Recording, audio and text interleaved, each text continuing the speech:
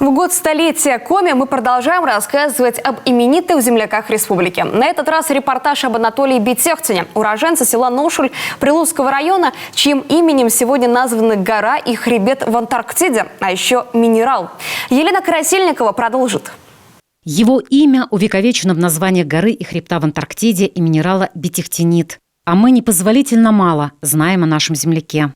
В здании Института геологии Коми-научного центра есть мемориальная доска Анатолию Бетехтину, где написано, что выдающийся советский ученый, который внес крупный вклад в создание минерально-сырьевой базы страны и развитие теории родообразования, уроженец нашей республики.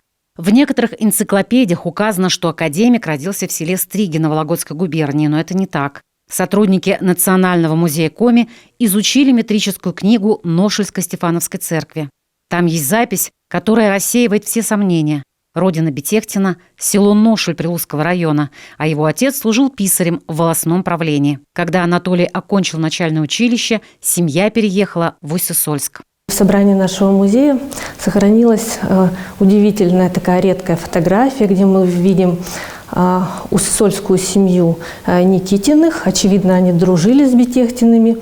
И на этой фотографии запечатлен совсем еще юный Анатолий Бетехтин. Жили Бетехтины на улице Покровской, ныне Орджоникидзе. Их деревянный дом снесли в 80-е годы прошлого века. Анатолий блестяще учился в Усть-Сысольской мужской гимназии. Вот его аттестат – одни пятерки. Золотая медаль открывала дорогу в столичные учебные заведения. Бетехтин поступает в Варшавский политехнический институт, который затем переводят в Нижний Новгород. Обучение завершает в Ленинградском горном институте. В 20-е годы, будучи студентом, работает в экспедициях на Урале, изучает месторождение платины. В дар зырянскому народу будущий горный инженер присылает вот эту коробку и сопроводительное письмо. Коренные месторождения платины на Урале в Нижнетагильском горном округе представляют единственное пока месторождение на всем земном шаре. Не всякому не только из иностранцев, но и из русских приходится видеть те породы, в каких находится платина. Поэтому я, как питомец города Усть-Сысольска, решил собрать эту ценную коллекцию, систематизировать ее и принести в дар. Пусть послужит она краеугольным камнем для будущего областного музея страны. Сейчас коллекция находится в Национальном музее Коми.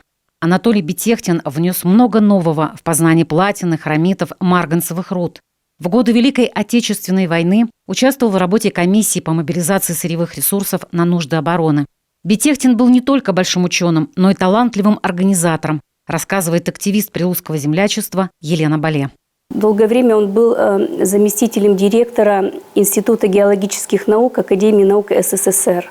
Возглавлял всевозможные аттестационные комиссии. Помимо того, что он организаторской вот такой научной деятельностью занимался, он еще был отличным педагогом.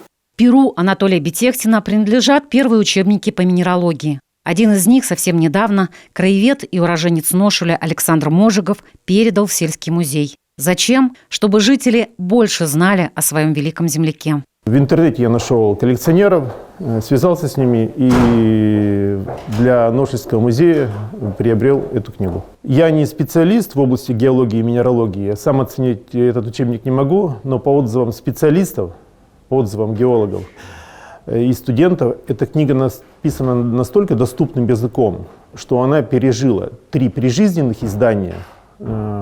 И также издавалась уже в 2000-е годы, в 2007 и в 2018 годах. Каждая новая архивная находка говорит о незаурядной личности Анатолия Бетехтина. К сожалению, пока собрано очень мало документов о раннем периоде жизни и деятельности будущего академика, ученого-геолога из села Ношуль.